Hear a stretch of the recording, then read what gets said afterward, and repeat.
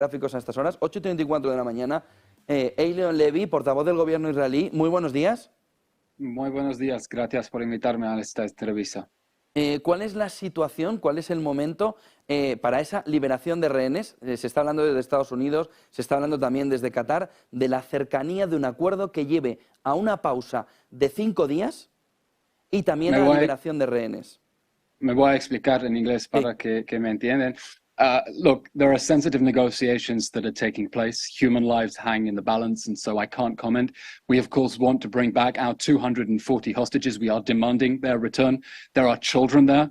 There is a 10-month-old baby who has been held for 46 days now by Hamas. There is a 3-year-old girl whose father was murdered in front of her eyes. She's terrified, and we want to bring her home. Of course, these are very sensitive negotiations, and I think the less I say on TV, the better, and hopefully we will have good news.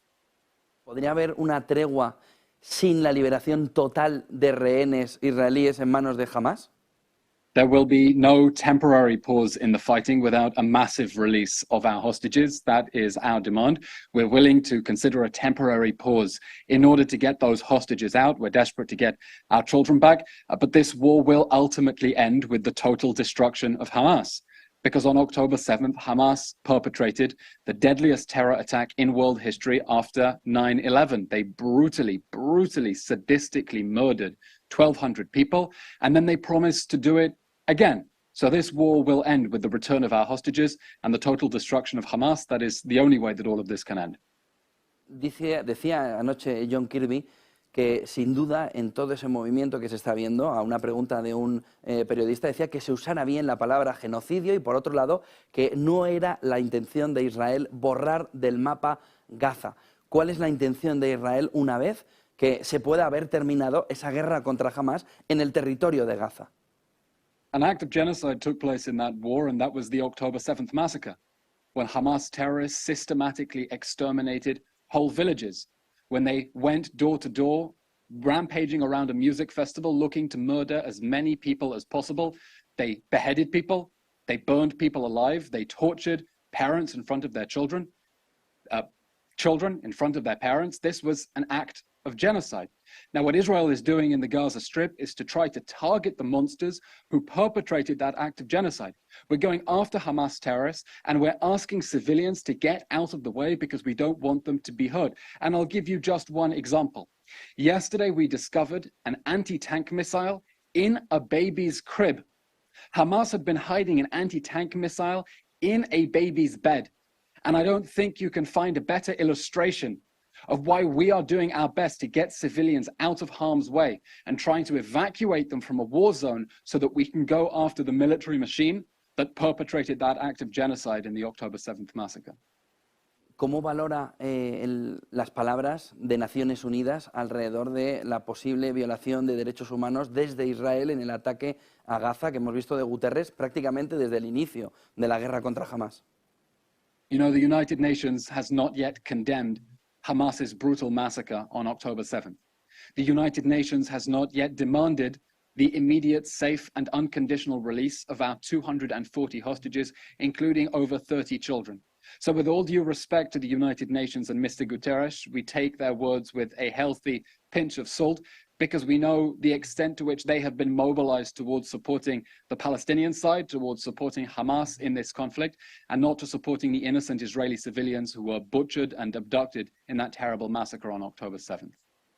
Una última cuestión. Estuvo Borrell hace unos días en Tel Aviv. ¿Cómo ven el apoyo que Europa está dando a Israel en el conflicto, en la guerra contra Hamas?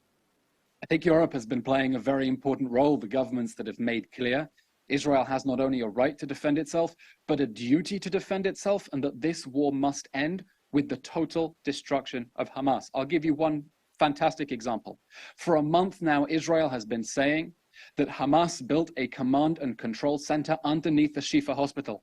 Now, we've already been exposing the concrete evidence, the 10-meter deep tunnel shaft, 55-meter tunnel leading to a blast door underneath the Shifa hospital. And last week, the European Union condemned Hamas's use of hospitals as human shields. The European Union said very clearly, it is a war crime for Hamas to use hospitals and civilians as human shields. And we think that voice from Europe making it clear what an evil enemy we are fighting against that is exploiting hospitals for military purposes is very important, and we hope that that solidarity and that moral clarity will continue in the days ahead. Están preocupados por la posibilidad de una escalada con Hezbollah en el norte.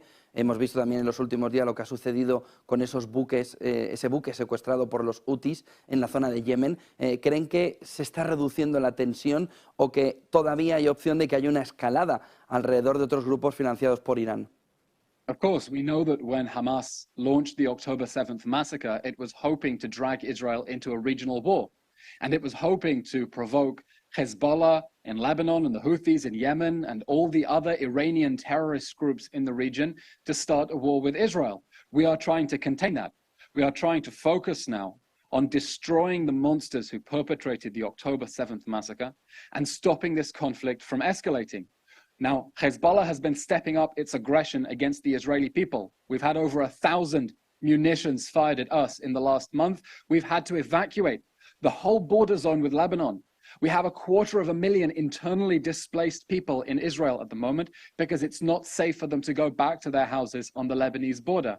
And our warning to Hezbollah is that it should not think of entering this war. That if it forces us to fight to defend our people, we're ready to fight. We're ready to win, that fire will be met with stronger fire, and that if it drags us into a full-scale war, it will be making the mistake of a lifetime. And that's why it's very important that the United States has sent 2 battle carrier groups into the Middle East to send a very clear message to anyone thinking of entering this war: don't do it.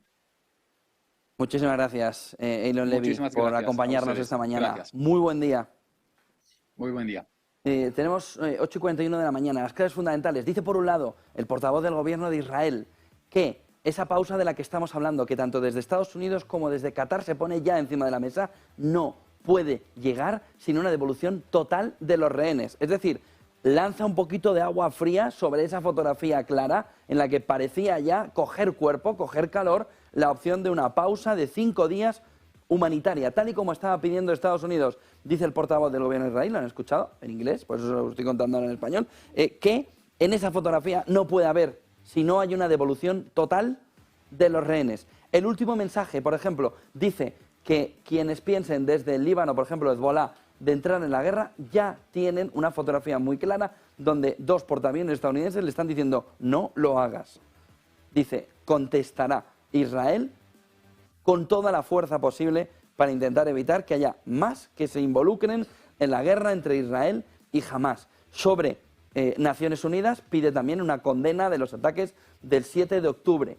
Sobre la opción de que se estén produciendo violaciones de derecho internacional en los ataques de Israel, dice también el portavoz de Israel que en ese caso lo que se está viendo es una respuesta proporcional sobre lo que hizo Hamas. Y sobre todo le pide a Naciones Unidas que sea parte imparcial y que condene lo sucedido el 7 de octubre.